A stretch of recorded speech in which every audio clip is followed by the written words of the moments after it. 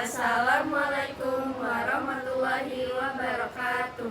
Yang terhormat Ibu Laili selaku guru pembimbing kita dalam pembuatan makalah ini.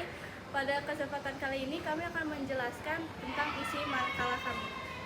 Sebelum kami memulai menjelaskan, izinkan kami untuk mengenalkan anggota kelompok kami.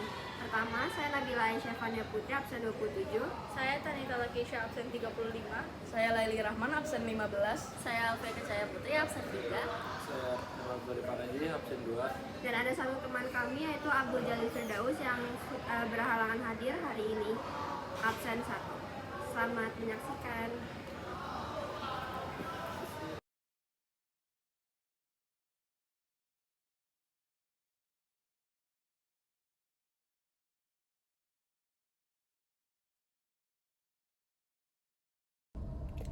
Baik, saya di sini akan membacakan untuk bab 1 pendahuluan yang berisikan oleh latar belakang, rumusan masalah, tujuan penelitian, dan manfaat penelitian.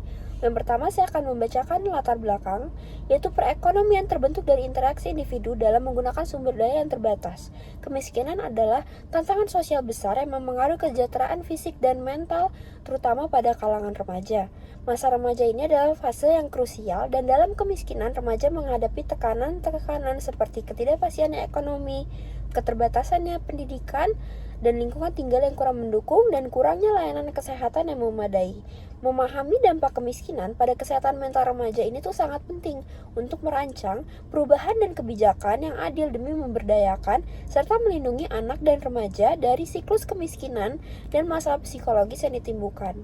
Selanjutnya, di sini tuh ada rumusan masalah. Rumusan masalah kami ini ada 4. Yang akan saya bacakan yang pertama adalah bagaimana pengaruh kondisi kemiskinan terhadap kesehatan mental anak remaja. Yang bertujuan kami membuat rumusan masalah yang pertama itu kami ingin mengetahui sejauh mana kondisi ekonomi yang sulit berdampak pada psikologis remaja. Yang kedua adalah apa hubungan antara tingkat kemiskinan dan tingkat gangguan kesehatan mental pada anak remaja. Yang bertujuan pertanyaan ini untuk melihat apakah ada korelasi langsung antara tingkat kemiskinan dan tingkat stres, depresi, atau gangguan mental lainnya pada remaja. Yang pertanyaan ketiga adalah bagaimana anak remaja memaknai kondisi kemiskinan yang mereka alami dalam kaitannya dengan kesehatan mental mereka. Yang pertanyaan ini juga bertujuan kami ingin mengeksplorasi perspektif remaja itu sendiri, seperti tentang pengalaman hidup dalam keterbatasannya ekonomi. Yang terakhir adalah pertanyaan, apa bentuk dukungan keluarga yang efektif dalam menjaga kesehatan mental anak remaja di tengah keterbatasannya ekonomi. Pertanyaan ini juga kami fokusnya adalah mencari strategi atau pendekatan keluarga yang bisa memperkuat kesehatan mental anak meski berada dalam situasi ekonomi yang sulit. Selanjutnya, di sini ada tujuan penelitian kami. Tujuan penelitian kami ini tuh adalah untuk menganalisis secara mendalam dampak kemiskinan terhadap kesehatan mental di kalangan remaja pastinya. Peneliti berharap penelitian ini dapat mengidentifikasi dan memahami berbagai mekanisme di mana kondisi ekonomi keluarga yang terbatas dapat berkontribusi pada peningkatan resiko masalah kesehatan mental pada remaja, seperti depresi, kecemasan, stres, gangguan perilaku. Penelitian ini tuh juga bertujuan untuk menggali bagaimana anak remaja memaknai pengalaman hidup dalam kemiskinan dan dampaknya terhadap kesejahteraan psikologis mereka. Dan yang terakhir, saya akan membacakan manfaat penelitian ini. Penelitian ini memiliki beberapa manfaat yang sangat penting. Salah satunya ini adalah untuk memperkaya pemahaman masyarakat dan para profesional, seperti pekerja sosial, tenaga kesehatan, dan pendidik mengenai dampak kemiskinan terhadap kesehatan mental anak remaja. Yaitu hasil penelitian ini juga diharapkan dapat meningkatkan kesadaran akan pentingnya kesehatan mental pada kelompok-kelompok masyarakat yang kurang mampu. Selanjutnya di sini juga kita mengurangi stigma terhadap masalah psikologis pada anak dan remaja dari kalangan miskin serta mendorong terciptanya kebijakan yang lebih inklusif dalam bidang kesehatan mental dan sosial. Dan yang terakhir adalah penelitian ini tidak hanya bersifat akademis, tapi juga berkontribusi pada perubahan sosial yang nyata. Mungkin itu yang bisa saya bacakan. Selanjutnya di bab 2 akan dibacakan oleh rekan saya, yaitu Alfia. Terima kasih. Berikutnya saya akan membacakan bab 2, yaitu yang berisi kajian teori. Di sini bisa dilihat ada kerangka teori, yaitu ada grafik teori dari dampak kemiskinan terhadap kesehatan mental di kalangan remaja yang disebabkan oleh ekonomi, keadaan sosial, dan keadaan keluarga, lalu menjadi dampak kemiskinan mental pada remaja. Lalu terdapat perbedaan status sosial antara individu atau kelompok, yaitu bersifat hierarkis, yaitu bertingkat, dapat bersifat terbuka atau tertutup tergantung sistem sosialnya. Mempengaruhi kesempatan seorang dalam pendidikan, pekerjaan, dan kehidupan sosial. Faktor penentu strata sosial antara lain, yang pertama ada kekayaan, yang kedua ada pekerjaan, yang ketiga ada pendidikan, yang keempat ada keturunan atau keluarga, yang terakhir ada gaya hidup dan mempengaruhi sosial. Tercipta strata sosial menyebabkan pula adanya kesenjangan sosial di antara masyarakat. Salah satu penerapan nyatanya adalah di mana ada seorang anak yang ditakdirkan atau dilahirkan di keluarga dengan kelas perekonomian di atas. Begitu pula sebaliknya, ada anak yang dilahirkan di keluarga dengan kelas perekonomian di bawah. Lalu selanjutnya ada tujuan penelitian sejenis. Berbagai peneliti menunjukkan bahwa masalah ekonomi bisa mempengaruhi kesehatan mental, yaitu yang pertama ada Politi Ayu Kesaria, Donna Suzana, dan Zulmi Erlangga 2024 meneliti salah satu yang mempengaruhi kesehatan mental adalah ketidaksetaraan sosial, di mana keadaan munculnya kesenjangan, ketimpangan, maupun ketidaksamaan akses untuk memanfaatkan sumber daya yang ada di suatu masyarakat. Lalu ada Yi Hansan pada tahun 2023 meneliti terdapat beberapa gangguan kesehatan mental yang disebabkan oleh kemiskinan, di antara lainnya yaitu dampak kemiskinan terhadap depresi, dampak kemiskinan terhadap kecemasan. Lalu ada Raihan dan kawan-kawan pada tahun 2023 hingga 2024 meneliti rata-rata subjek yang telah diteliti dan tinggal di lingkungan tempat tinggal yang tidak memenuhi standar sebagai tempat tinggal yang baik, memiliki kecenderungan memiliki beberapa masalah terhadap kondisi psikologisnya seperti perasaan sedih, stres, overthinking, dan sebagainya lainnya yang dirasakan oleh remaja. Berikutnya akan dibacakan oleh teman saya. Selanjutnya bab 3 metode penelitian, pendekatan dan jenis penelitian. Penelitian ini menggunakan pendekatan kualitatif deskriptif.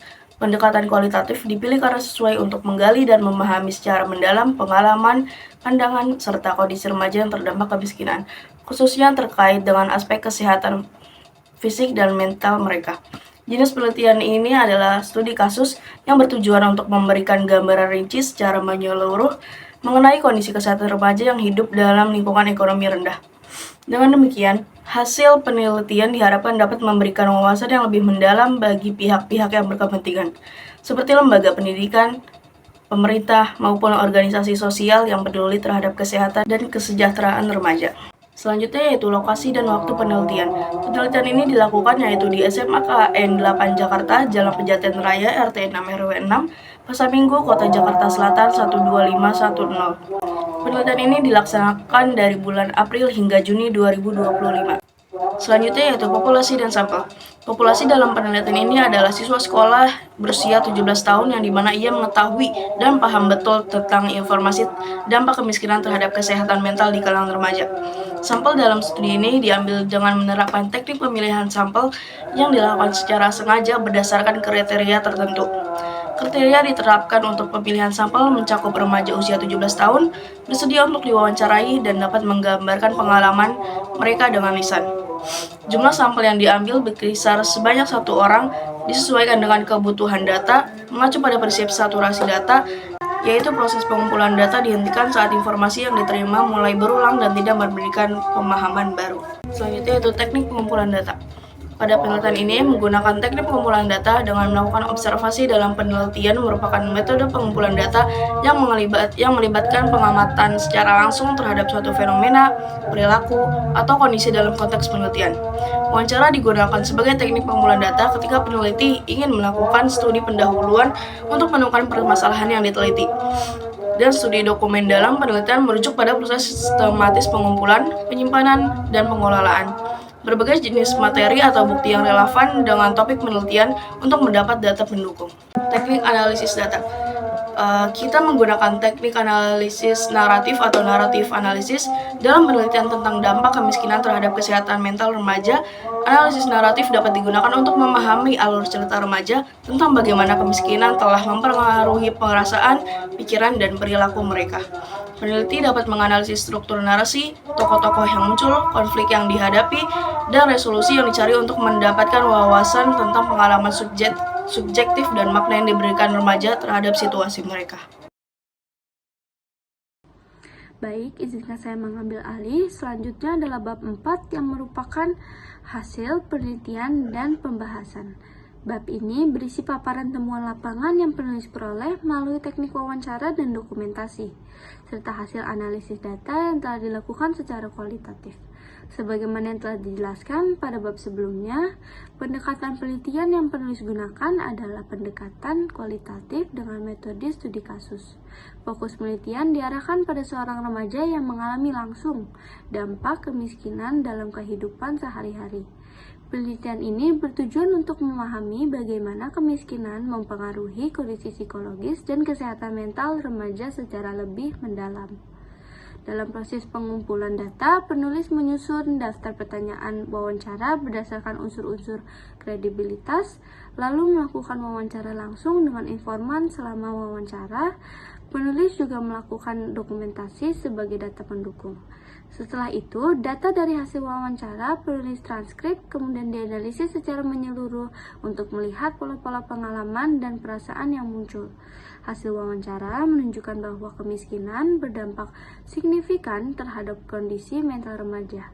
Beberapa dampak yang ditemukan antara lainnya muncul perasaan rendah diri, minder, kecemasan, dan tekanan sosial. Informan juga menyampaikan bahwa seringkali merasa terasing dari lingkungan sosial karena keterbatasan ekonomi yang dialaminya. Hal ini mempengaruhi motivasi belajarnya, hubungan sosial dengan teman sebaya, dan cara pandangnya terhadap masa depan. Selain itu, informan menyatakan bahwa ia jarang memiliki ruang untuk mengekspresikan perasaan karena adanya rasa malu dan takut dianggap lemah. Keadaan ini memperparah tekanan psikologis yang dirasakan. Dalam kondisi tertentu, beban tersebut dapat menyebabkan stres berkepanjangan, bahkan berpotensi menimbulkan gejala depresi ringan, dan lain-lain. Berdasarkan analisis hasil penelitian, kemiskinan memiliki dampak signifikan terhadap kesehatan mental remaja. Remaja yang hidup dalam kondisi ekonomi yang sulit cenderung mengalami tekanan psikologis yang tinggi, yang dapat memicu gangguan mental seperti depresi, kecemasan, dan stres kronis. Faktor-faktor seperti keterbatasan akses terhadap pelayanan kesehatan mental, lingkungan sosial yang kurang mendukung, dan ketidakstabilan dalam keluarga kondisi ini. Studi menunjukkan bahwa remaja yang terpapar kemiskinan secara terus-menerus memiliki risiko lebih tinggi mengalami masalah kesehatan mental dibanding dengan rekan-rekan mereka yang berasal dari latar belakang ekonomi yang lebih stabil. Saran peningkatan akses layanan kesehatan mental. Pemerintah dan lembaga terkait perlu memperluas jangkauan layanan kesehatan mental yang terjangkau dan mudah diakses oleh remaja, terutama di daerah dengan tingkat kemiskinan tinggi. Program intervensi di sekolah. Sekolah dapat menjadi tempat strategis untuk menerapkan intervensi yang fokus pada kesehatan mental seperti pelatihan keterampilan sosial dan emosional, serta penyediaan konseling bagi siswa yang membutuhkan dukungan keluarga dan komunitas. Meningkatkan kesadaran orang tua dan komunitas tentang pentingnya kesehatan mental remaja melalui edukasi dan pelatihan dapat menciptakan lingkungan yang lebih suportif bagi perkembangan psikologis remaja. Kebijakan pengurangan kemiskinan. Implementasi kebijakan yang efektif dalam mengurangi kemiskinan seperti bantuan sosial, program pelatihan kerja, dan pemberdayaan ekonomi keluarga dapat secara tidak langsung memperbaiki kondisi kesehatan mental remaja. Penelitian lanjutan. Diperlukan penelitian lebih lanjut untuk memahami mekanisme spesifik bagaimana kemiskinan mempengaruhi kesehatan mental remaja, sehingga intervensi yang lebih tepat sasaran dapat dikembangkan.